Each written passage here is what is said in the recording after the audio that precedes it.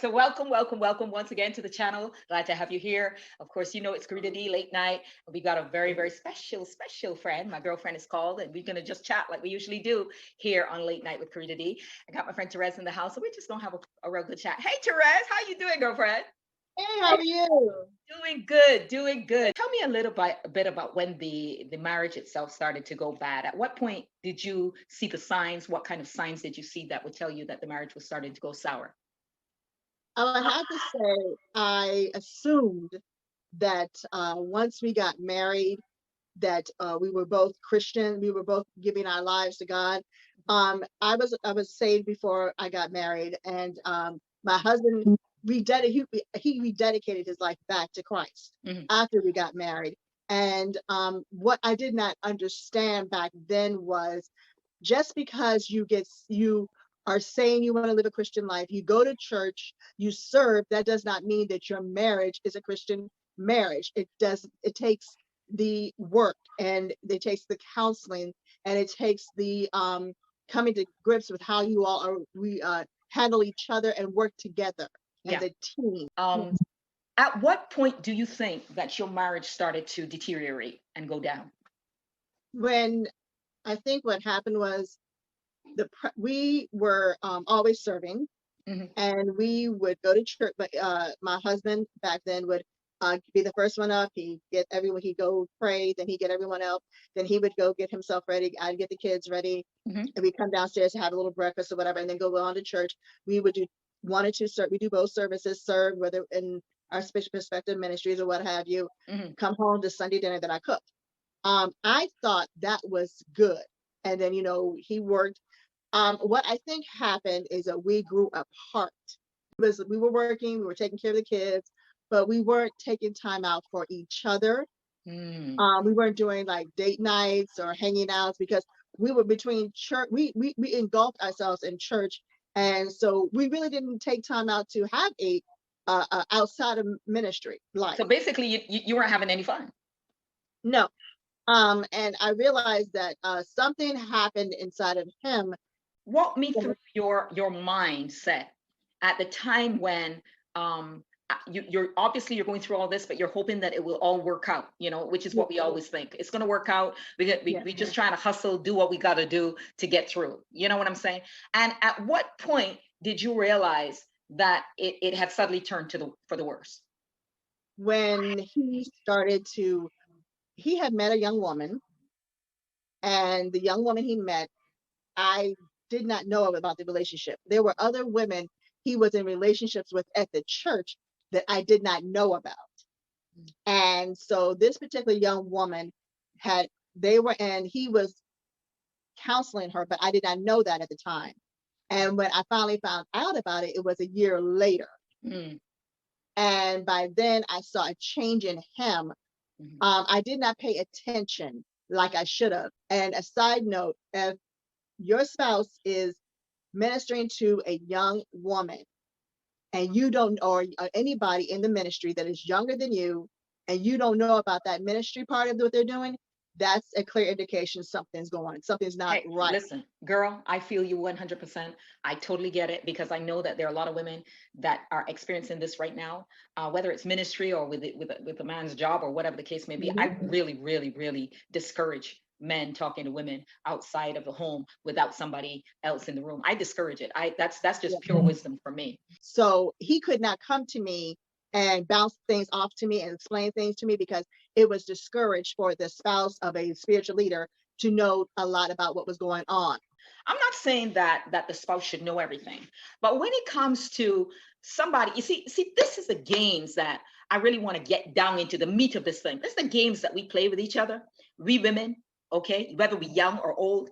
When you get into the presence of a man, whether he's a spiritual leader or a leader in the community, the fact remains that as soon as it starts to cross over into some of those danger areas, that's where you got to go home and talk to your spouse. I don't give a rip if it's ministry or anything else. You got to go home and talk about that thing and say, look, you don't have to talk about what the counseling was, but you got to talk about the issue of what's happening underneath. So when she came in as a wounded vessel. And They so all do. she needed a spirit. She was his spiritual daughter, and she was my spiritual daughter as well. So, and my sons looked at her as a sister because they always wanted a sister. The way she presented her case was her mother was abusive, or her family was abusive. She did not have a relationship with her father, and she needed a family to love her and to help her. Right. And so what we did was, my husband at the time decided, well, whatever she wanted, she was going to get. If she wanted to cook out, she had to come to our home and have a cookout. If she wanted to learn how to Stop for a second. Cookout. Yes. I'm not getting that at all. The cookout thing. How is that part of it? She didn't know how to cook. She didn't know how to grill. So she wanted to know how to grill. So of course he is saying to me, she wants to learn how to grill. So basically, he's giving you the inclination that he is mentoring her. Yes. Not only was she involved in our home life, she also we went on family outings. She was there bowling. She wanted to go bowling, and so I told him, I said, "Why are you and her going bowling? It should be a family event." Yes, she wanted him to go him and her to go bowling together. Whoa, yes. whoa, yes. Whoa! Two of them together alone? Yes. Oh, that's it. It's all downhill from there. But and I did go to our pastor, and I said, something's not right, and he kept saying, it's ministry. What is the problem? Everybody kept saying it was ministry. They presented me as insecure. They said that I couldn't understand. I was not going to be able to handle that type of thing. Right. So he actually went to other women. Now this was what I didn't understand. If you are doing ministry and you're ministering to a woman and you're going to another woman about this woman, why don't you just send her to them? Like, duh. Why seriously? And then I always asked him, what are you saying to her that trumps what the pastor who is over the church, who God called to minister to her, right? Say, what are you saying that's more valuable? Absolutely.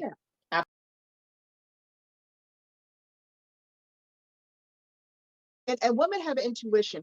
If you have an intuition about something, even God, that's God's way of telling you, don't do it. But that's right.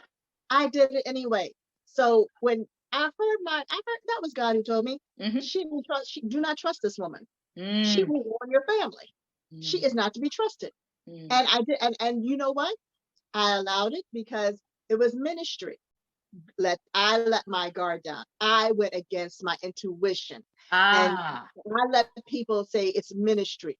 And I had a lot of people getting on me. I had a lot of people. And they weren't just people. They were spiritual leaders. They were elders. She needs help. Why are you doing this to her? The way she presented her case was, her mother was abusive, or her family was abusive. She did not have a relationship with her father. And she needed a family to love her and to help her. Right. It was sometimes in our home when he was doing ministry, he would go in our bedroom and talk to her, or whoever he was talking to, so we wouldn't know what's going on, because it was ministry, and he couldn't let us know what was going on with this person, whoever he's talking to. Pump the brakes for a second. Pump the brakes. Did you say go into the bedroom and talk with her? On the phone. I don't care whether I know. So now you've taken ministry and put it in a household environment. There are bells going off, sirens going off on every corner at that situation. I'll tell you what happened. That the tide started to turn on this was their relationship started in 2009. I didn't know about it until 2010. In September we had a party for him. And at that party, she tells everyone how he's blessed her, how they met, and the time that they met, which I was shocked about. So now you were beginning to get some details, some information that you were unaware of all that time. Yes, because what had been presented to you was in fact a lie. Yes. Okay. So here we are in 2000, and then going at the end of 2010, where I'm starting to realize something is not quite right.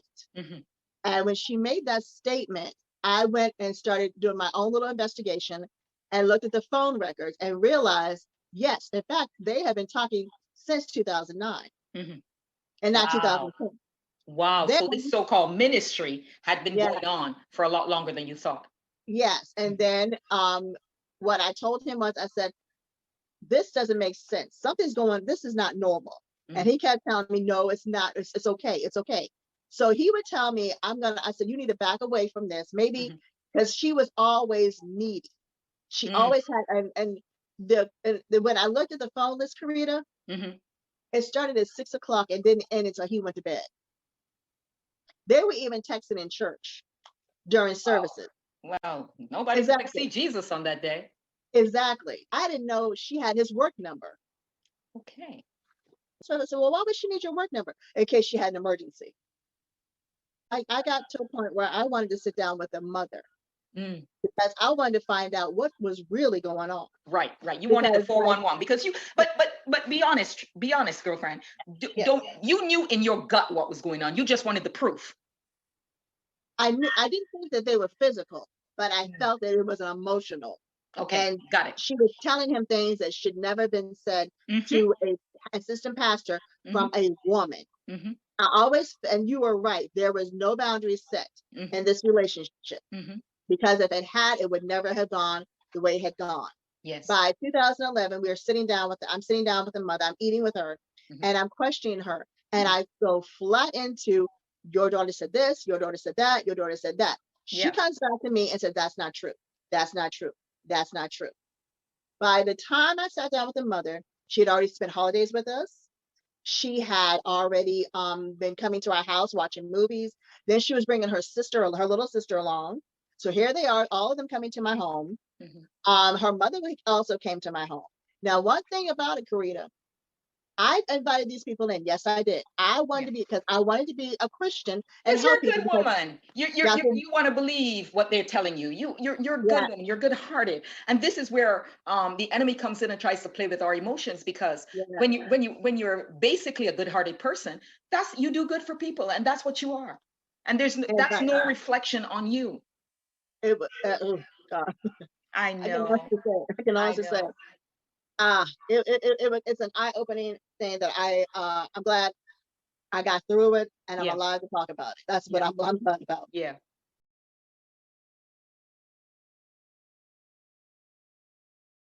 What she did was she blamed her mother Of course. and her father for abandoning her Mm. and leaving her to be raised by another family member.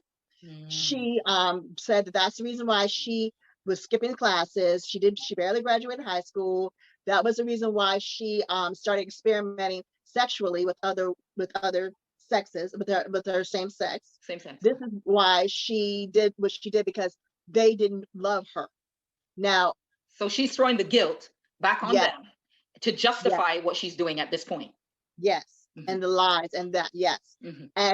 But she never, and what she did was she started crying. And No, when she started crying, we do that. and my husband said, "What's wrong?" And he took her side on it and said, Oh, "Okay." Well, and she's like, "Well, my mom is," and she said, "Everyone's jumping and ganging up on me." the They're whole not hero ganging up on syndrome. you. Yes. I'm telling you. And as soon as that happened, Karita, I tell you this, I Mm, thought we were done with her. mm. I thought we were done with No, this. I knew we that were. kind of behavior doesn't end that quickly, unfortunately. No, I thought Yeah. by him seeing what Mm-mm. she did not deny anything. No. She did not deny anything. Mm-hmm. She just cried her way through it. Mm-hmm. Karita, guess what? Mm-hmm. So then my then husband says, um, he is going to go talk to the pastor, our pastor. Mm-hmm. So he says, the pastor told me from now on, I'm to counsel them and them by without you around.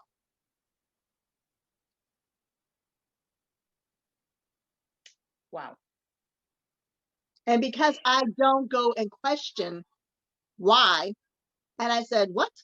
Yes, I couldn't believe it. And so what he did was he kind of tapered off, or so I thought, his relationship with her. Yes. So between 2011 and 2017, no, 2013, 14, I did not know that he did not. Yeah, 2017 was when I found out it was sexual. Got it. How did you And find out that it was sexual, by the way? okay, I he had started talking about divorce, and something just didn't make sense to me. And Yeah. this was in February 2017. Hmm. Um, he started talking about divorce between 2011 and 2017. I did not know that he was spending every weekend with her. So let's backtrack a little bit because this is late night talk, and I think that we Yeah. can be very candid so that a lot of the Oh, yeah. girls who are listening will really get an understanding of this, right? Mhm. Between 2011 and 2017, that's 6 long years, and during Yeah, that time, I guess I gotta ask you, were you guys sexually active? Were you guys still we you were. know? I thought things were going fine for us. I thought he was not involved with her as much. I did not realize that was not the case. We were fine. We were going on family trips. We were doing family events and everything. And I did. And another thing, Karita, I did not realize that I could not access. See, and I didn't have any proof that everything had finished Right. because he changed our phone system and he did not give me the passcodes. Oh, signal one. Yes, That's and right. I didn't see nothing. I didn't see nothing. I did not think anything of it Mhm. because he wanted another. He wanted That's it. another phone, a phone carrier. So he got Yes. rid of the old one where Mhm. I had access, and then he Yeah. got a new one that Of I did not course. have access. Of course. Yeah. Yeah. That's a given. That's a big red flag that a lot of people use, is that they either change the phone carrier Yeah. or they change the password on the internet and things like that. All of that is proof that something is not on the up and up. Yes, and that was the beginning of what I realized. I should have saw these signs back then, but I just saw it as okay. So we're going to get better phone systems and stuff like that. So basically, in that time frame, not only was he and her spending time together, she came to his job and made and did tours at his job. She her and her sister were hanging out. He was going to her house to hang out with her sister and her family. Going to her house. Yes, yes. Okay. And what I didn't know, because he remember now, he said that the pastor said that he had to counsel them. So he came to their house to do the counseling. Whoa, danger. I mean, so many red flags should have been going. I mean, I bells, didn't know whistles, that at the honks, time. camels, donkeys, you name it, lightning, all of the above should have been happening right there. I did not know that they were actually he was actually going to their house So, to do. do you think that he was going there to have sex with her? I found out later that they did. I will get to that. But what I would he would say, I'm going to the church. Okay, because we live so close to the church, they gave him a key. So I did not. I thought, okay, he's going there to counsel with them. So he was leaving work. He was leaving that home early to go to work, and he would say, "I'm going to go to work early." And I did not realize what he was doing because I assumed it was he was just doing his normal ministry. He said, "Oh, I have a ministry meeting at the church." Right, I didn't go drive. We had one car. right. So when I started working, we had one car. So I couldn't go past the church to see what he was doing. Hmm. He would pick me up and drop me off. Hmm. And then I would drop him off, and then I'd go at night because he would take the car to work. Then in the morning, I would take him to work, and then or he would take the car to work, and then come back and get me in the morning, and I go to work. Either way, we were going back and forth with one car, Yeah. so I did not know what was going on. And so in 2017, it was February, and I was. A lot of people will say that wasn't the Holy Spirit that told you to videotape him, video record him. What it was I found an old phone, I put it in our bedroom, and I recorded him. Hmm. And in a total of 2 weeks, I did not realize how closed, how bad it was. Um, it started their sexual relationship, their relationship. Somewhere it turned. I don't know what year it was. I don't know what happened, but and you're right, the signs were there. Hmm. And he would go out of town on certain days. And I would find out when he was out of town, she wasn't in church. And it didn't dawn on me that he was out of town with her. In 2015, he says to me, I'm going to go out of town because I need a sabbatical because he kept hearing, I need a spiritual sabbatical. So he went out of town twice in 2015. She went with him. He wanted to go to Savannah. Wow. She went with him. She worked at a hotel, so she got their hotels and everything. So in this 2 week span, I found out about their out of town trips, their sexual relationship, him going to her house every night before he go to work, him, the mother saying that he is welcome in her house anytime he wanted to come in. The mother knew that he was coming to the house. The mother knew also that in fact, he was there when she was home. Their relationship was full steam ahead. I did not know what he was doing because he was so careful about how he portrayed it. Yes. And what started happening was members of the church started questioning their relationship because they were always seeing them together, but they weren't seeing he and I together. Wow. In a lot of situations like this, we've got, whether it's in the church or in business, people are going to observe that there's something not quite right about it, but yet they never say. In your situation, they did say something. What they did was one person came to me and said to me, it was a month before I found out. Mm-hmm. It's a month to the date before I found out. Mm-hmm. When that person went to them, they asked them both, what type of relationship is this? They both told that member that it was spiritual. Whoa. The member did not believe it just didn't resonate in that member's mind. So when that member reached out to me, they left the church and they reached out to me because they heard on the street what I found out. Right. And when that member reached out to me, they said, I went to them and I asked them, and they both told me it was ministry. And he told that ex-member told the young lady this: it's better for you to let a pebble roll around your feet than a boulder hit you in your head. Wow. That's good. It's better for you to let that relationship go. That's good. That sounds like wisdom to me. Before it hurts you. Yes. Now, you would have thought, if you're smart enough, you'll come clean. Because let me tell you something. They don't ever come clean. That member would have not said nothing. If they had came clean with that member at the time, that member would have helped them. That member would have counseled them. That member would have got everything straightened out, and we would have all been fine. Yeah, I get it. But you know what? I'm sure in hindsight, now that you realize through wisdom that it never ends that way. No. Once you dabble in stuff like that, it is not going to end well. And you're right.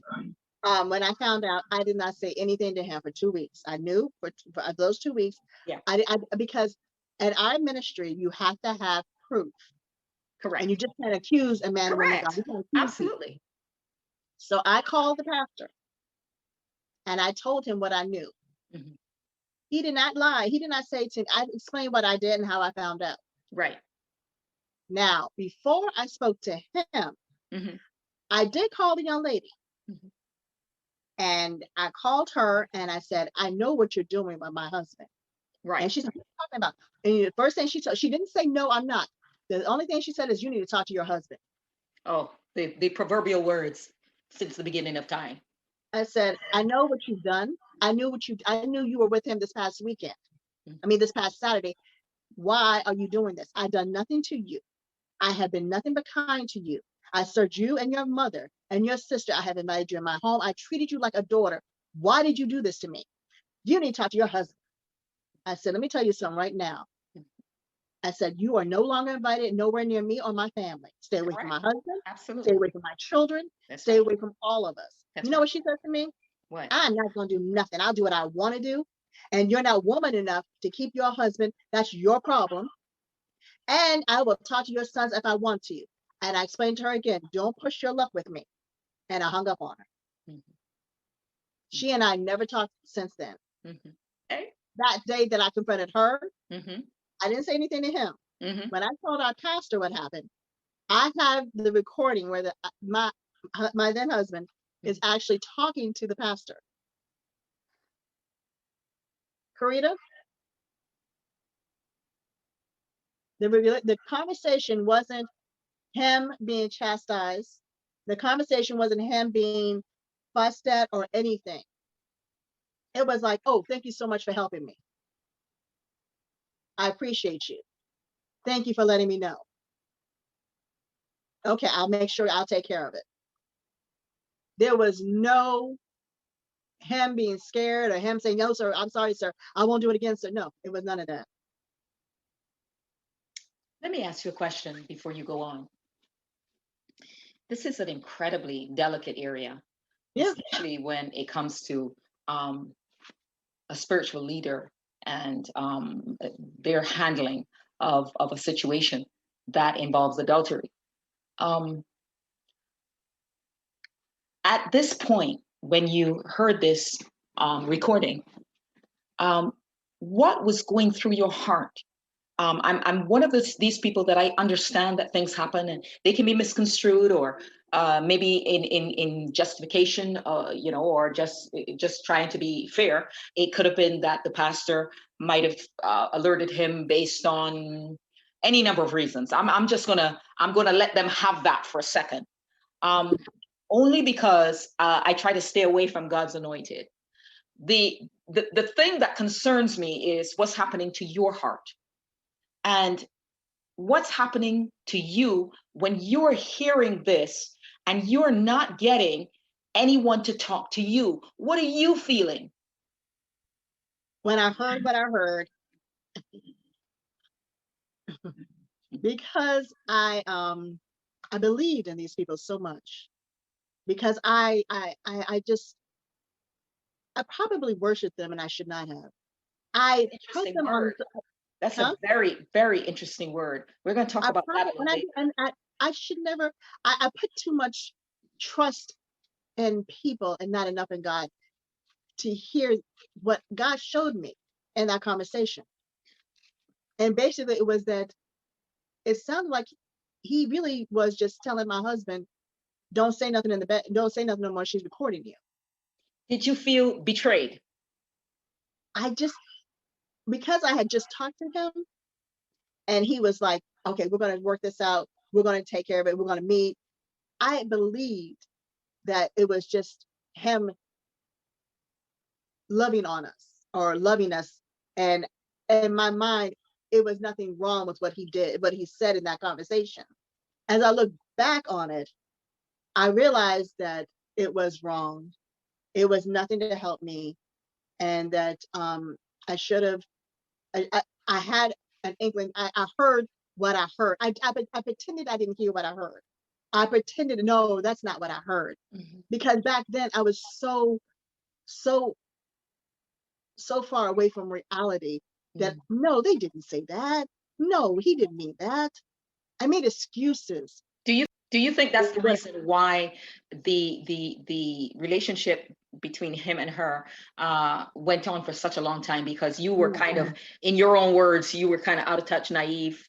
With regard to that. I did worship my husband. I did. I did not think that he would be so. That was so beneath him to do.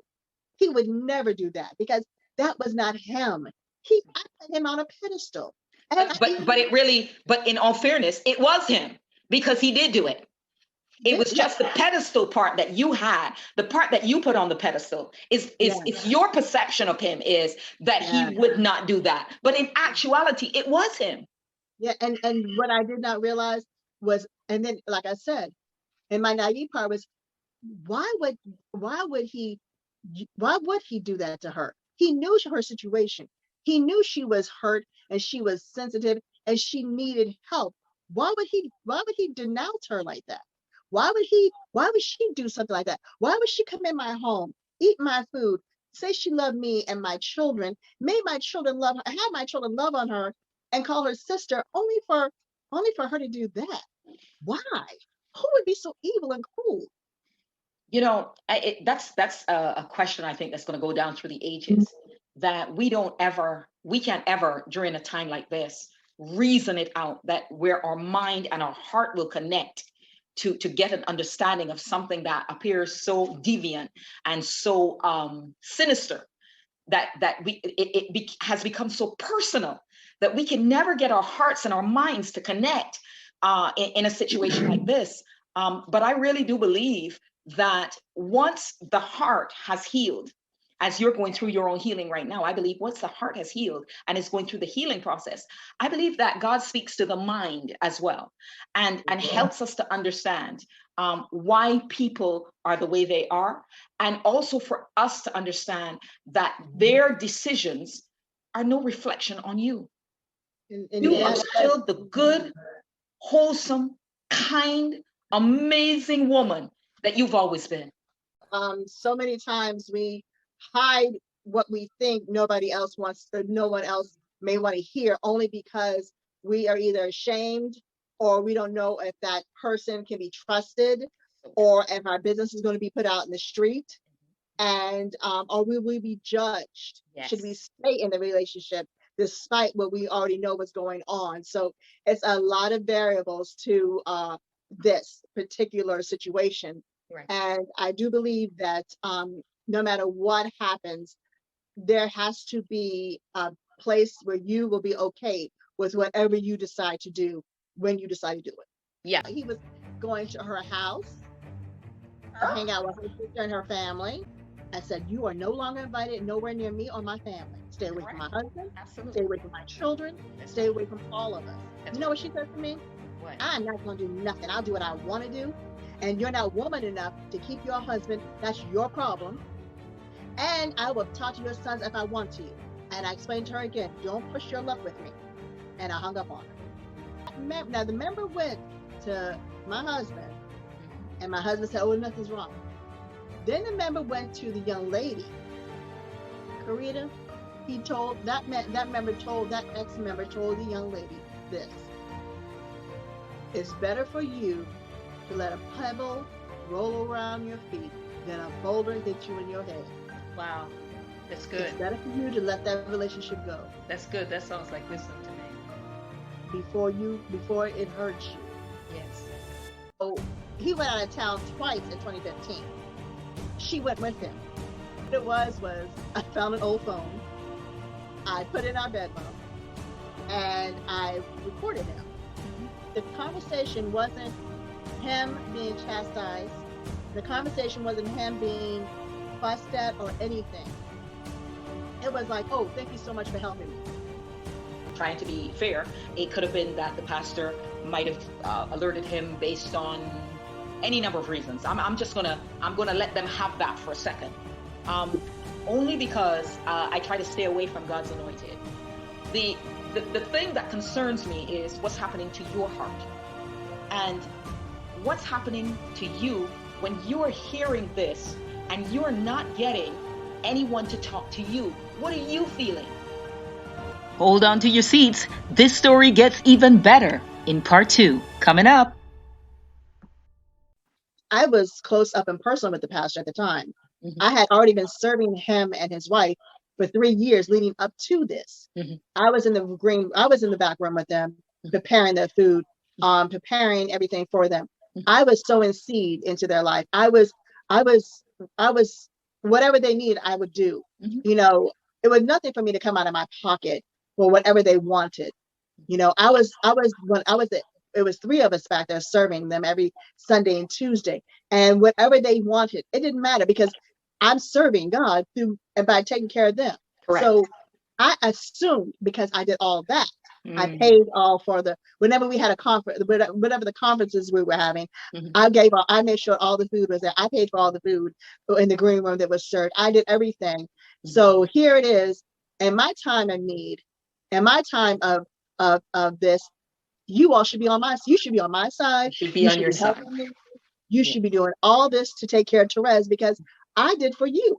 And I reaped, I sowed all this. So where's my reaping? So you thought, yes, I've been sowing. Yes. Why am I not reaping in the area that I need to reap in? Yes. Why I've sold you loyalty. Why am I not getting loyalty back? Yes. I gave you everything I could serve, I could give you. I sacrificed. I gave all that I could give. Now it's my time to be given to. Why not?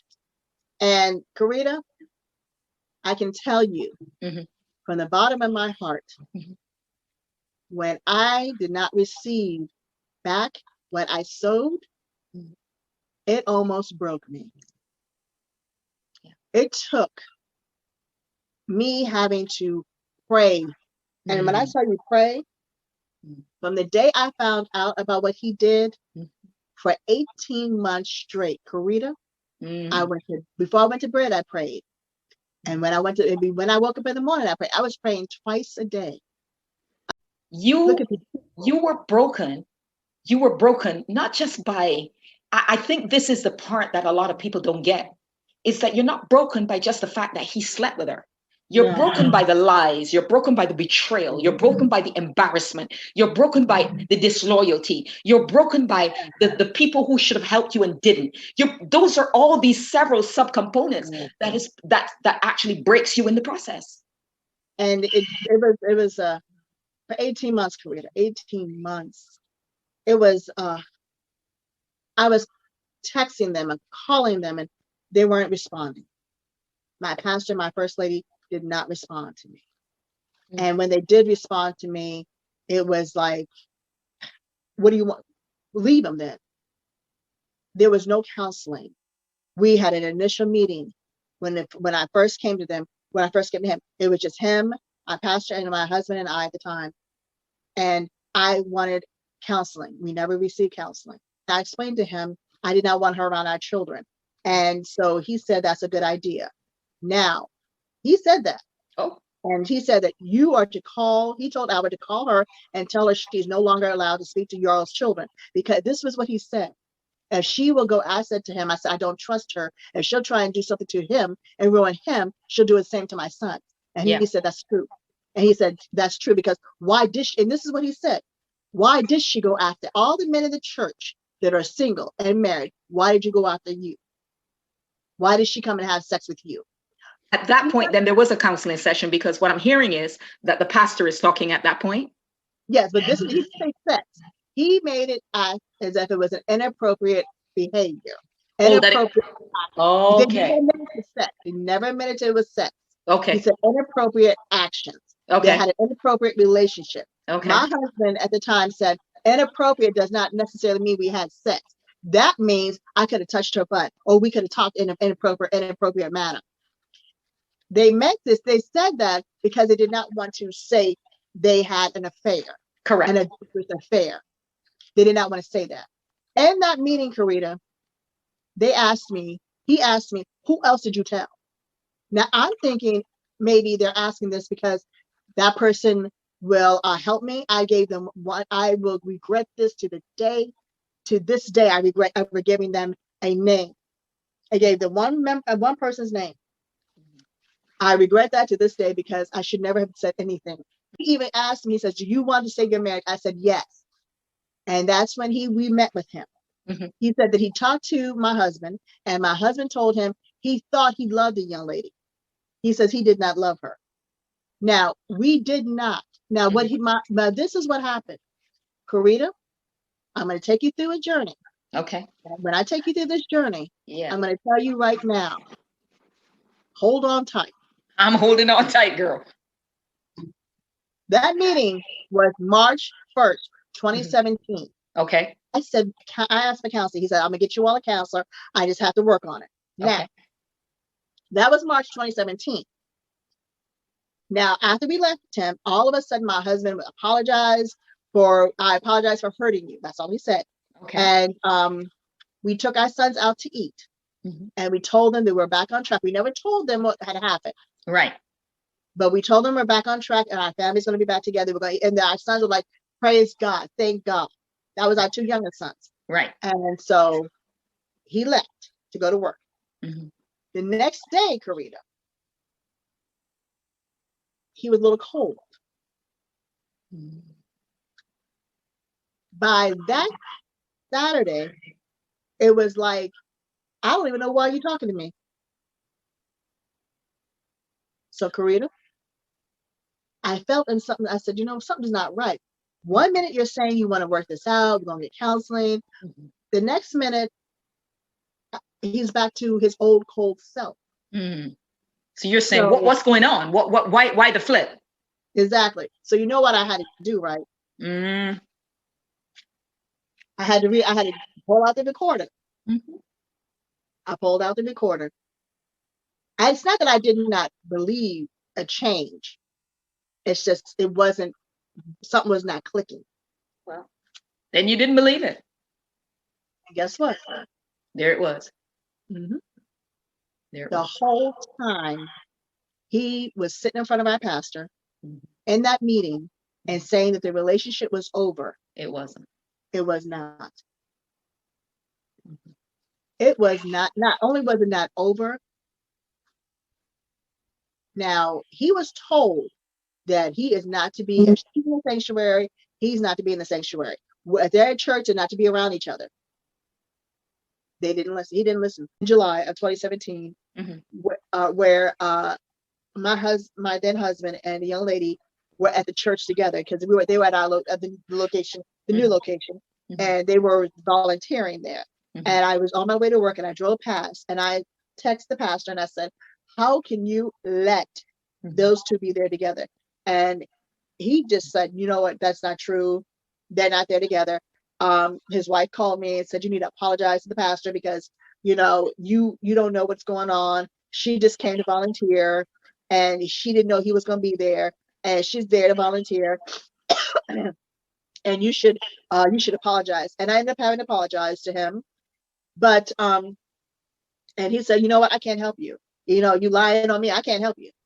Either you leave him or you stay with him, but I can't help you." Mm-hmm. Now, I will say this. In July of 2017, when I went and texted the pastor about what I thought he was allowing, Mm-hmm. what I didn't realize was that I found a way to get access to the phone records. Mm-hmm. He and her were texting the whole time. Right. So he told her to come there. Mm-hmm. And later on in the recording, they laughed about it. Mm-hmm. And because they had planned to meet at the church and hang out. But the Really? pastor and his wife said, yeah. The pastor and his wife said that they were there and then yeah. Whoa. Oh yeah. Wow. I will say this much. Because we did not have a restoration plan, it was never going to be right. There was no restoration plan about how to restore our marriage, how to restore ourselves. Right. There was no counseling. So there was nothing. And I was just doing the best I could. Now, I will say this much. Yeah. If anybody decides to, now I didn't want to fight her. Mm-hmm. I did. Yeah. I didn't because for one reason only. If I fought her, it would have felt good. Real good. Got it.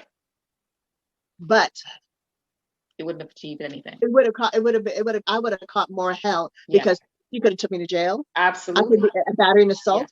Yeah. And then it would have justified what they were doing. And then the type of anger I had inside of me, I probably would have killed her. Mm-hmm. So it was best that and see, when I'm telling you I prayed, Karita, I prayed for my own self-control. Oh, absolutely. High five to you. I get that because it was now bringing out all of these feelings inside of you that you didn't even know you were and know you had. And let me tell you something. We all had my husband made sure at the time, made sure that he wanted her to know how special she was.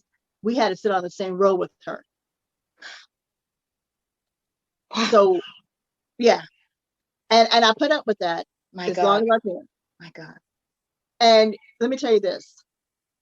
There was meetings, but the meetings were not about Terez getting counseling or Terez getting help. Those meetings were, you're wrong and you will apologize. I actually had to sit down with the girls, the young woman's mother, the pastor's wife, and two other people. And I was chastised and was made to apologize to the mother because the mother didn't know about the affair. Really? Yeah. Wow. Yeah. Nothing about her being wrong or her daughter, nothing. There was never a meeting where her daughter was there or my husband was there. None of that. It was always about me being wrong. Right. I was always the one that was wrong, and it was all my fault. My sons, at the time, one of them was, they were, the two youngest ones were still in high school. Mm-hmm. So they finally found out, because I wanted to make sure. Yeah. The reason why they didn't want me, I didn't want them around her. Mm-hmm. But guess what? Our pastor told them to speak to her anyway. I don't know why. Wow. And he made sure that they had functions, and she was there when they were there. In fact, they had a going away party for my son who went to college, and she was there. The youth pastor had that party for him, and she was there. Mm-hmm. Anytime there was a gathering, he would, or anytime there were projects, the pastor made sure my son told me that he and her were always put together for the projects. Okay. To make it seem like there was nothing going on. It was like, well, Terez is crazy, and there's nothing wrong, because she's getting along with the family. They're all cool with each other. I believe he is still an anointed man of God. Wow. Let's stop for a second. And I Yes. want to deal with that. Yes. You just said that you believe he is still an anointed man of God. Yeah. Now, he is not where he's supposed to be. I am a firm believer that because he did this, he walked away from his calling. There is no doubt in my mind. Now, you and I both have heard him sing and teach. The man is good. The man is anointed. Mm-hmm. And I will never deny that. Right. And Karita, the most painful thing for me is not that I lost him to her, or I lost a husband, is that I hate where we are right now, because we're supposed to be brothers and sisters in Christ. We still have to follow God's mandate. We still have a heavenly Father that we have to obey. Yeah. I know that even though he did what he did, and I'm not excusing him. Right. I'm not. And I know women across the world who are watching this will say, she's crazy. But no, he's still a good man. You know why I get it? I don't know enough about him to say anything about him, but I know enough about you. And I get it because there are very few women I know, and I know tons. And I can tell you that you have the heart of God. That's one of the things that I think makes you so incredible, is the fact that your heart is so big, so forgiving, so loving, so kind, that I understand why people would want to take it and crush it, because you bounce right back and love all over again. So to be honest with you, I'm not surprised that you feel that way, because you are a good woman. Yes. I believe that he will come back to who he's supposed to be, because our sons sing, our sons can teach. We have a son right now that went to school to be a pastor. So I believe that is in him, that whatever is in him came out in them. Yes. And I believe that he just got to get back on track. Right. But when he gets back on track and he gets the right woman to be his wife, I believe he will be an awesome carrier of the body of Christ. I believe that about him. Mm-hmm. And I don't have to be his wife to say that. Right. And I told my sons, I said, boys, pray for your father, because based on what happened, he's still a good man. He just did some really bad things. Yes. And I will not let the devil hold me hostage and hate on him. He was the first man I really truly loved. Wow. But guess what? I will always have love for him, and I will always love him. Right. But he and I are not going to be back together. But I want him to be a better man. Right. Because this is not God's will for his life. Mm-hmm. Karita, I even reached out to her. And told her, please call me. I need you to listen to me. If you are important to a man, that man is going to act like Boaz and Ruth.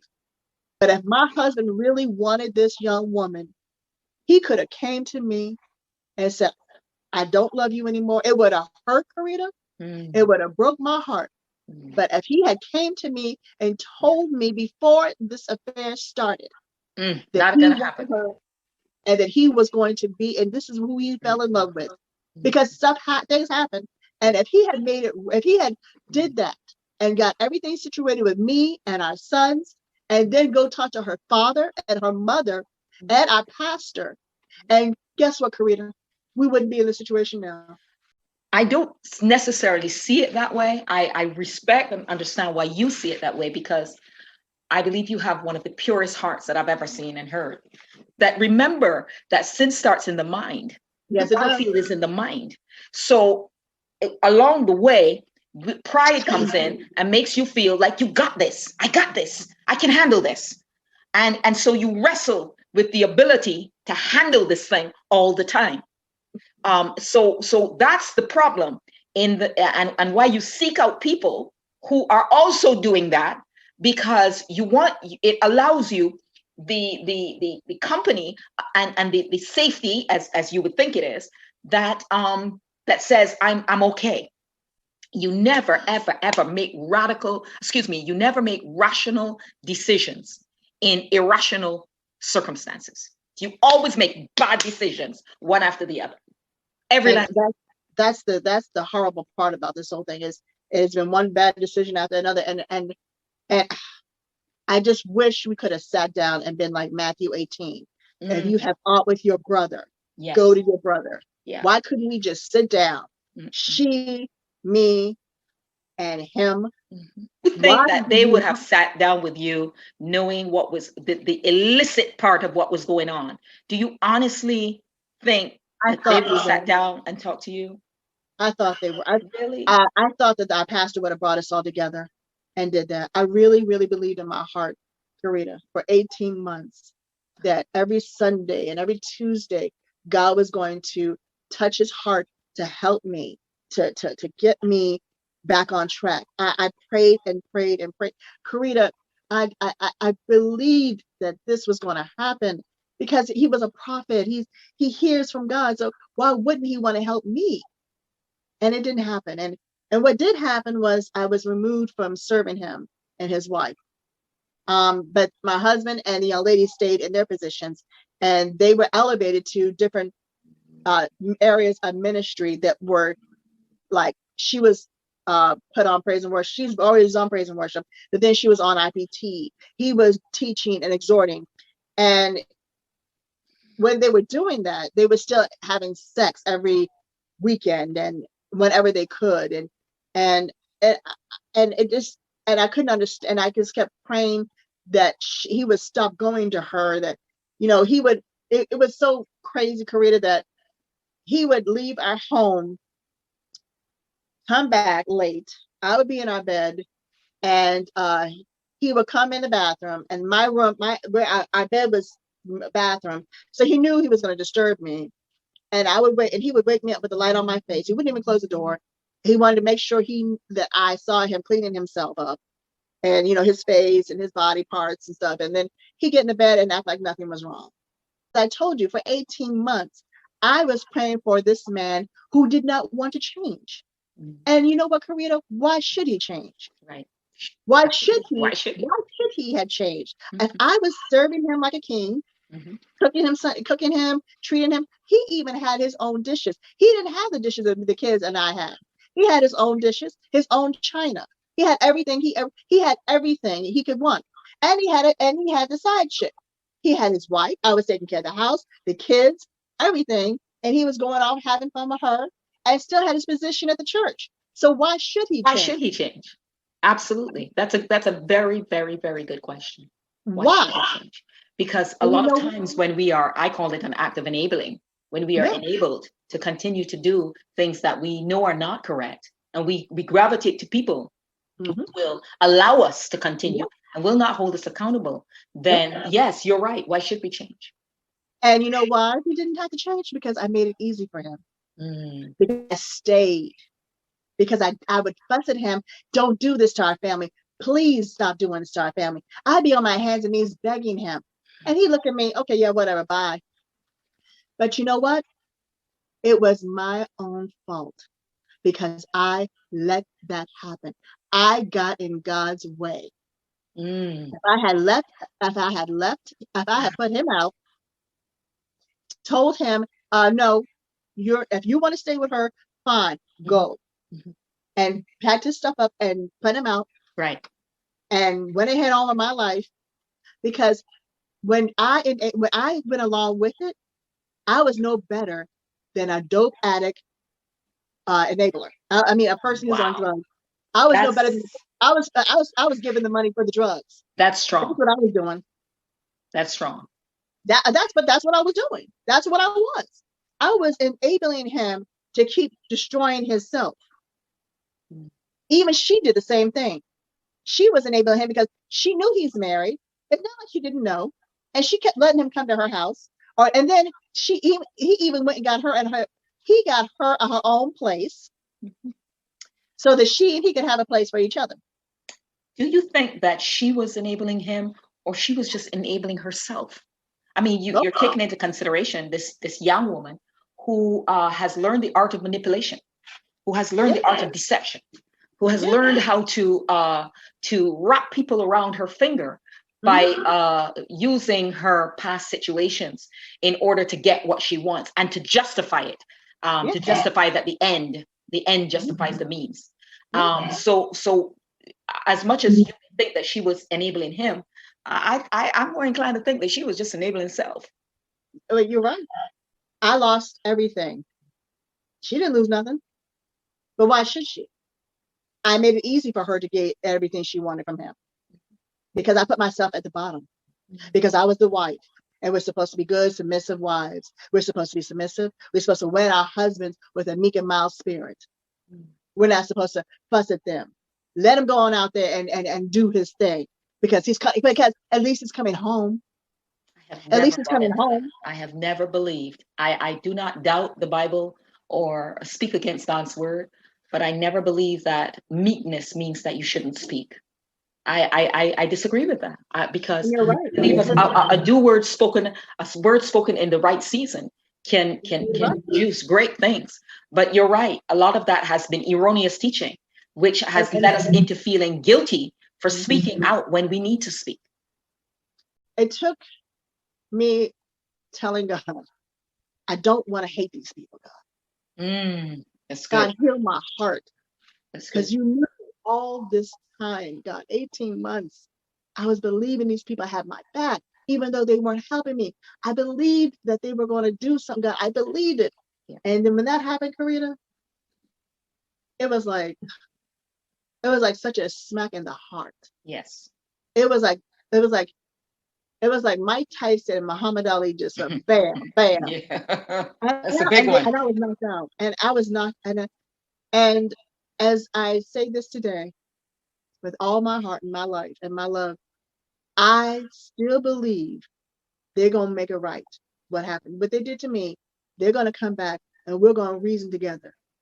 I believe that one day soon, before any of us leave this earth, we're all going to sit down and we're going to get this thing right. Because I don't want to go to heaven and tell God I tried. And then I don't want them to go to heaven and say, God, I tried. You know, I want us to get it right here on earth, because we as Christians have got to stop saying how much we love God and we can't even get it right on earth with each other. I am 100% behind you on that. I pray that there will be some sort of reconciliation. I pray by the blood of Jesus that all parties involved will initiate it. Somebody's got it. I believe that the person who has the most God, let's put it that way, is the person who should initiate it.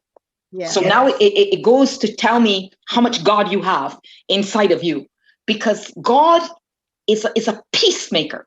Yes. Okay. And so it tells me the God inside of you, when you can come to me and say, let's sit down and talk. Let's get this right, not only for us, but for the sake of the body, Yes. the sake of people outside, for all those who have seen and heard your son, and seen and heard you, and seen and heard the situation. Let's make it right for the sake of the body.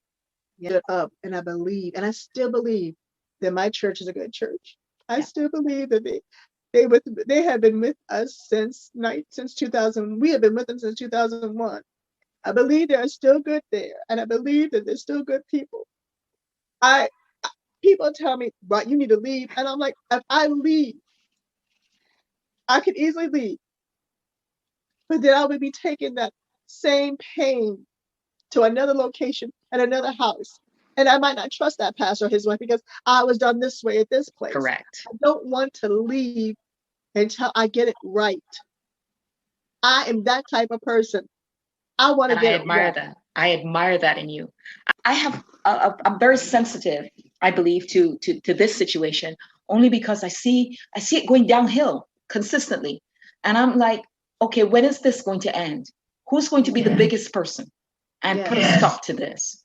How long will you allow people, those on the inside and the outside, to continue to question Christ when ultimately Christ is not involved in this? And ladies, I want to let you know and let you know something personal. Yes, if you're thinking in your mind, I want to kill myself because at least I'll be free. But guess what? I thought the same thing. But I had to ante up. And I also had some people that were counseling me that said, no, you can't do that. You got to put on your big girl panties. That's right. You got to suck this up. That's and right. You got to move forward. That's okay. So in August, I thought I had COVID because I had diarrhea and I had shortness of breath. So I went to the ER and what basically happened is I got an X-ray, and then they saw something on the X-ray, so they did a CT scan. And when they did the CT scan, they came back in my room and said, "You have a mass on your upper lung that looks like cancer." I would never have known because I don't normally get X-rays of anything. Right. I never really had my issues with my asthma either. So I don't know how long I had this cancer in my body. So they said you need to get tested. So I went to get I got biopsy, and they said it's cancer. It's an early stage cancer. They got it in time. Praise God. Karita, this is gonna sound crazy, and when I'm gonna say this to you, but I'm gonna say it.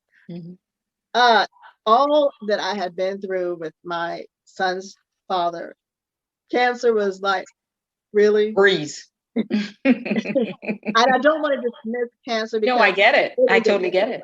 I don't want to dismiss cancer because I am so blessed. Yes. Because it could have been so far worse. Exactly. God is still with you. So good to me. God is so good to me. Yes. And it was so small. Right. That it did not affect any other part of my body. Thank God. And when they got up, and I had surgery. Yeah. And I'm gonna say this to you, ladies. Please remember one thing. If you are in a relationship with someone and you are going through what I'm going through, do not let your health suffer. Do not take anything for granted. Say that again. Because I let my health fall. I was working out and I was active, but when I stopped, I gained weight. Well, you were depressed. And I want to say this to the women. Don't let what's going on kill you, because it can. Because if you're not going to let it out, it's going to eat you alive. And I thank God that I went to that ER. Yes. My relatives said to me, you need to tell him in case your other two sons need to talk to somebody. I said, okay, fine. So I told him, I let him know, I don't need you to come see me or anything. I'm going to get this done. And he said, okay, I'll pray for you. I said, I had to hold my tongue. Oh, yes, sir. And I said, you know what? Okay, thank you. Good. Because I still don't have, but I just went to the doctor, my oncologist today. They did a CT scan today, Monday, And they did. And he says, I'm perfectly fine. He says, you're the healthiest person I know. Yeah. Woohoo. Yes. Thank So you, he God. said, go live your life. He said, you are the healthiest Yes. person I know. That's great words. Go live your life. Yes, yes. It has been phenomenal. Yes. You sharing so transparent with us. I believe so many more of us have stories that we want to tell, of stories of victory, stories of how you overcame, stories of how you went through and you conquered this world. And that's what we want to do here late at night. We want to sit back, chill, just when it's all the kids are in bed, that we can talk about these things and talk about them in a real way. Not that, and going forward, I see great, great things for you. So, hey, keep that chin up, continue to be sweet, because you're so sweet and so loving and so good. And I know that you're going to have nothing but God's blessings come your way. I'm grateful to you for what you're doing for women. It's about time that we have someone like you that is bold enough to take the reins and say enough is enough. I'm sick and tired of women being us as women, whether we're African American, Asian, Caucasian, That's right. no matter what race we are, as women, or whether we're Christians or devout, whatever religion we are all need to know that we are not alone, that we have a person that will persevere for us, that will fight for us, that will help us. And that I thank you for, Karita, because you have always been that. Thank you. And God bless. Have a good night. Mwah. You too. See you, love. God bless. See you.